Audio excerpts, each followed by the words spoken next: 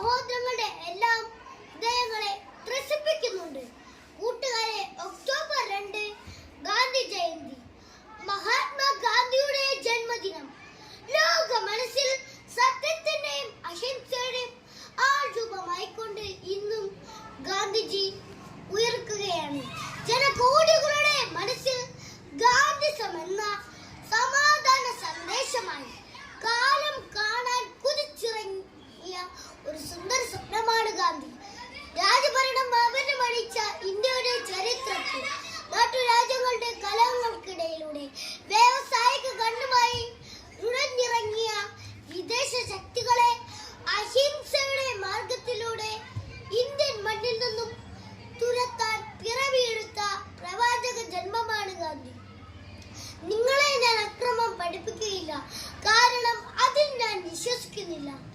എന്നാൽ ജീവൻ പോയാലും ആരുടെയും മുന്നിലും തല കുനിക്കാതിരിക്കുന്നത് എങ്ങനെയെന്ന് നിങ്ങളെ പഠിപ്പിക്കാൻ എനിക്ക് സാധിക്കും എന്ന് പ്രഖ്യാപിച്ചുകൊണ്ടാണ് ഉദാത്തമായ മാനുഷിക മൂല്യങ്ങളുടെ ചലിക്കുന്ന മന്ദിരമായ ഗാന്ധി ഇന്ത്യൻ നാഷണൽ കോൺഗ്രസിന്റെ മുൻനിര നായകനായി സ്വാതന്ത്ര്യ സമരത്തിന്റെ മുന്നണി പോരാളിയായി.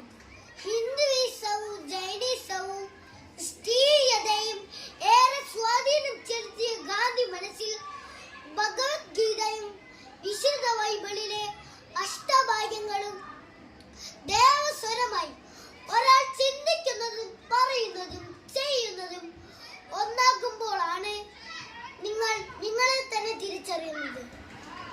മറ്റുള്ളവർക്കായി സേവനം ചെയ്ത് സ്വയം നഷ്ടപ്പെടുമ്പോഴാണ് നിങ്ങളെ തന്നെ തിരിച്ചറിയുന്നത് എന്ന ഗാന്ധി സൂക്തം അദ്ദേഹത്തിന്റെ ഹൃദയത്തിൽ നിന്ന് ഊർന്നു വീണതാണ്. ഭാരതത്തിന്റെ ഭാവവും രാഗവും താളവും തന്റെ ഉപവാസത്തിലും പ്രാർത്ഥനയിലും സത്യാഗ്രഹത്തിലും വെളിപ്പെടുത്തിയ ഗാന്ധിജിക്ക് ധാരാളം ശിഷ്യഗണങ്ങൾ ഉണ്ടായി.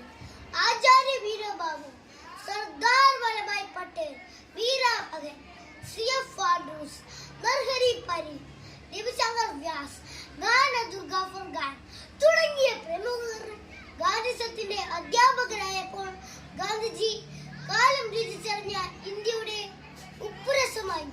ഗാന്ധി ജയന്തി നമുക്ക് സേവന ദിനമാണ്. മുൻപിത് സേവനമായിരുന്നു. ക്ലാസ്സിലെയും മുറ്റത്തെയും കടലാസിന്റെയും പുല്ലുപറിച്ചും കല്ലുപിറക്കിയും മാത്രം നമ്മൾ ഈ ദിനം ആചരിക്കരുത്. ഭാരതീയന്റെ സാമൂഹ്യ വളർച്ചയുടെ വഴികളിൽ തടസ്സമായി കിടക്കുന്ന എല്ലാ ചിത്രവാസനകളെയും മാലിന്യങ്ങൾ തൂത്തെറിയാൻ നമുക്ക് സാധിക്കണം. ഇന്ത്യ സ്വാതന്ത്ര്യ വഴിയിലൂടെ നടക്കട്ടെ. അതിനായി നമ്മുടെ ക്ലാസും സ്കൂൾ പരിസരവും നമുക്ക്